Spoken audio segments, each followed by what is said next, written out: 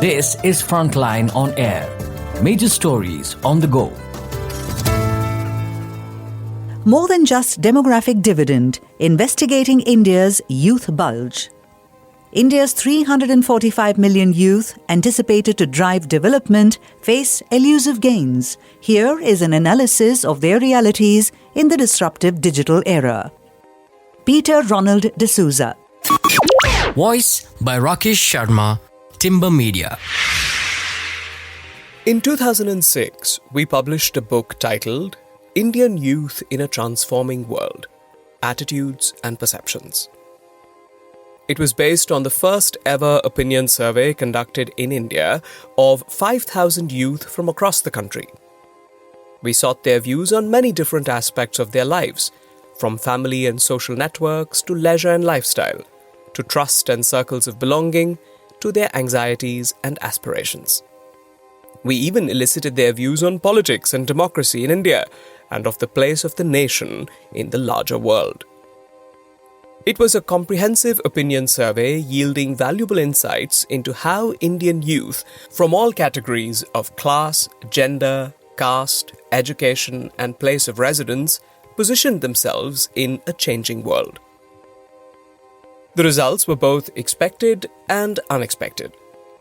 Although it was mainly an opinion survey, we expanded the study with anthropological and sociological insights culled from some of the case studies that we had also commissioned. Here are three interesting findings. On the issues of trust and circles of belonging, we found that the social spaces in which youth are located constitute cultural islands with few bridges, since the youth, by and large, count among their friends persons of the same religion, caste, and gender. This is interesting since it suggests that social borders are still quite strong and border crossings are discouraged. An important finding, since it tells us that in spite of the big changes that have occurred in polity and economy, in the domain of the social world, the changes are taking place more slowly. On family and social networks, we learned that parental authority has considerable leverage in the life of most Indian youth. And even though variations are a function of education and socio-economic status, that is SES, with small changes towards more autonomy of decision-making in the higher SES, it is not enough to undermine the observation that no generation gap exists in India. Youth prefer to remain within the cultural codes of their family and social networks. On the issue of leisure and lifestyles, we discovered the obvious, that dressing up in the latest styles is an important facet of self-expression, and that this was a view strongly held by the younger segment of the youth. Youth here seem no different from youth anywhere else in the world. The power of the media, especially the electronic media, seems considerable, with a majority of youth watching films and serials on television. It was clear that some messages, subliminal and overt, were getting through. There were many other interesting findings. This was a world before the arrival of social media, after which everything changed. The moral and existential coordinates of youth have since been disturbed. The ubiquitous smartphone hosts news portals from which youth get their political information. It is their medical diagnostic tool, travel guide, fashion advisor, classroom, opinion board, photo exchanger, and of course, social mobilizer. Their world today is more interconnected than it was in 2006. It changes fast, provides style icons, and creates aspirations. It is both real and virtual. The issue, therefore, is to know the impact of this digital world on Indian youth. Driving forces. For this, we must go beyond statistics. First of all, let us be clear that the age group we are talking about is between 15 and 29. In 2006, the Government of India considered youth to be between the ages of 15 and 35, against the UN definition of 15 to 24. India has now revised it to 15 to 29. The numbers tell us that we are looking at 27.2% of the Indian population. As per 2021 figures, this translates to about 345 million persons. which is more than the entire population of the US at 333 million. It is huge. How is the new digital world impacting 345 million youth in India? There are two lenses through which we must construct an answer. The first, and the most obvious, concerns the demographic dividend that policymakers are excited about. This is seen in terms of 1. The increase in the labour pool, 2. The growth in savings, 3. The expansion of human capital, and 4. The boost it gives to the economy. Economists say that a demographic dividend occurs only once in the trajectory of a country's economic growth. Hence, countries must not miss the opportunity to harness it. India is at such a moment. The government has prepared a National Perspective Plan for the Youth, 1996 to 2020, to reap its benefits. Ministries, business organizations, educational bodies, and youth associations have reportedly come together to implement the Skill India initiative. It is too early to say if it is delivering results or whether it remains, like many other government schemes, another slogan. The second lens is equally interesting. It looks at the impact of the drivers of modernity on youth. I use modernity as a catch-all concept that also covers the cultural products of postmodernity. Today's media is saturated with subliminal suggestions of goods to be consumed and lifestyles to be adopted.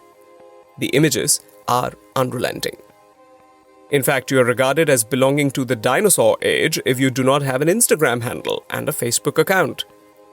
Apps such as WhatsApp, LinkedIn, Spotify, and TikTok add to the cultural indoctrination of youth, telling them what they can be, should be, and aspire to be. While the production centers of these digital images are global, they are driven largely by the global north that produces the style statements, the fashion aspirations, the ankle-length pants, etc. of our age. It is not surprising that LVMH, which owns brands such as Louis Vuitton, Tag Heuer, and Givenchy, is, as of June 2024, the third most valuable company in Europe. One may think that I'm giving an elitist view when I invoke LVMH, but this would be a wrong reading since the only point I'm making is the power of consumption dreams. They dominate imaginations across the world. India is not unaffected. The Anant Ambani wedding confirms my claim. For example, why was Rihanna and not Shah Rukh or Salman the star of the show? Why was so much media space given to the Manish Malhotra dresses and to the Audemars Piguet watches given to the groomsmen? Think about it. This lure of Western modernity and its consequences for Indian youth needs to be investigated. Although the impact on 345 million people will be varied, producing a plurality of responses, we can, based on news reports, trends in other societies, and amateur ethnography, still hazard an analysis. I shall, in what follows, propose a typology of groups, Weberian ideal types, into which most youth in India can be placed. This is a tall and bold claim, but I think it works. The typology offered is merely a conceptual device to group together youth based on a common preeminent factor that defines their world. In the real world, although there may be many factors that influence youth, some from other types in the typology, placing them in one type is to highlight the preeminent factor that defines them. The job seekers. Most youth, especially those who come from financially vulnerable families, are driven by the goal of livelihood security. This is a truism. As the economy moves from an era of stable employment to one of contract employment, and as the outsourcing of jobs to labor contractors becomes the norm, livelihood insecurity has come to define the world of a large section of youth across regions, classes, castes, and communities. In such an uncertain labor market, youth accept schemes that may not give them long-term financial security but meet their current economic needs. One such is the Agnipath scheme. It gives a job in the defense forces for 4 years and a golden handshake to most recruits thereafter, with only 25% of those trained being retained. The scheme has met with strong criticism, especially in regions such as Punjab, Haryana, Himachal Pradesh and Uttarakhand, where the army has been a major source of livelihood security for generations. Despite these drawbacks, in 2024, 12.8 lakh youth applied for the nearly 52,000 positions in the forces. This was reportedly an increase of 10% over 2023 and illustrates the desperation among youth for work and employment. Let me call this first group of youth the Sarkari job seekers. Most youth belong to this category. The second group are the migrants. Today, large numbers of youth migrate for jobs, both internally and externally. Youth from the north, particularly from Uttar Pradesh, Rajasthan and Bihar, migrate to the southern states of Karnataka, Tamil Nadu, Kerala and Goa to take up jobs as plumbers, carpenters, masons, electricians, hospital and municipal workers. They benefit from the better working conditions in these states, better salaries and better personal safety. And hence the demographic dividend is accruing to the south from the youth bulge in the north.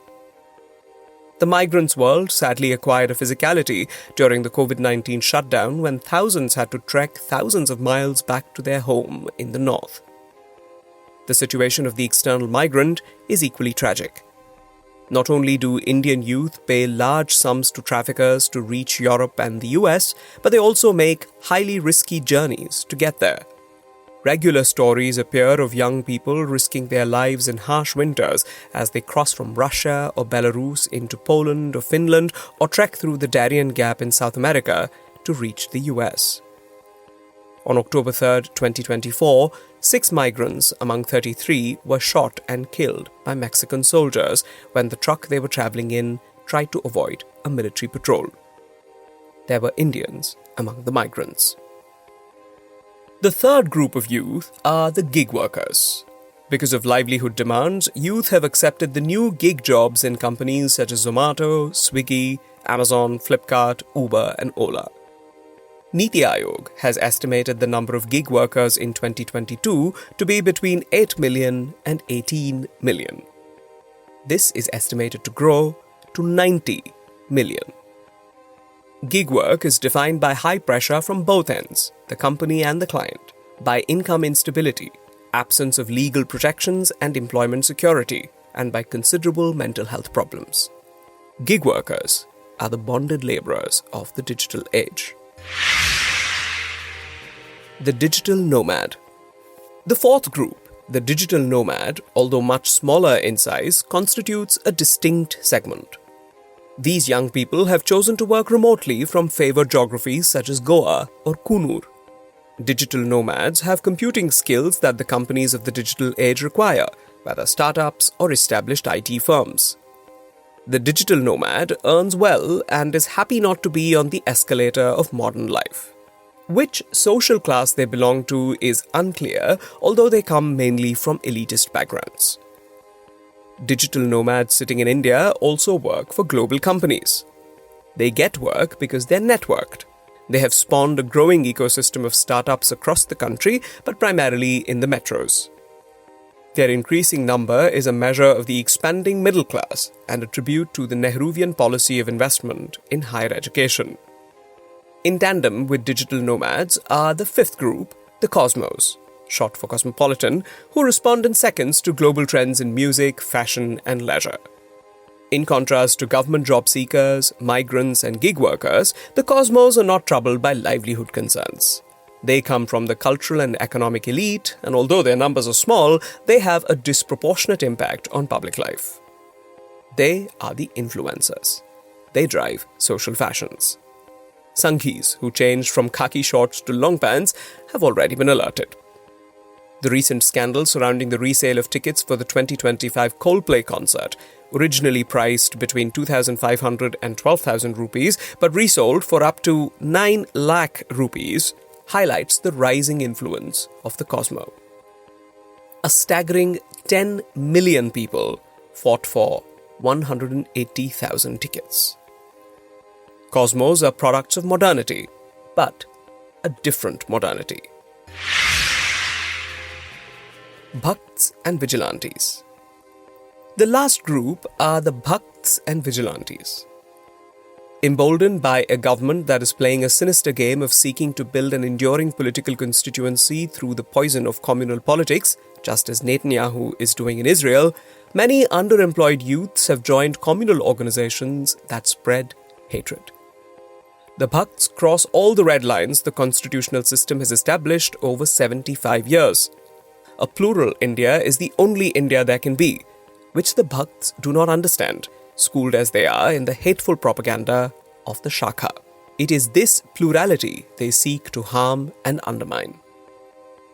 Cultural vigilantism is their method. It acquires an added life through social media. I cannot forget the 2017 incident when a man in Rajsamand district of Rajasthan asked his 15-year-old nephew to record him on video as he hacked to death and then burnt a labourer suspected of love jihad. This hateful mentality, sadly, is present among many young people today, emboldened as they are by the current dispensation's use of digital technology. This is the topography of India's youth. While the pressure of livelihood insecurity will push many of them into precarious work, driven by the app ecosystem that produces an underclass of citizens, the new bonded workers of the digital age, another group will ride the opportunities of the digital age to become entrepreneurs and influencers. Hindutva politics beams to all 6 groups. Future of Bharat. The future of India that is Bharat is at stake. The cosmos and the Bhakts are in direct and indirect contest. Direct, such as when vigilante groups oppose Valentine's Day, and indirect, when they rewrite school textbooks.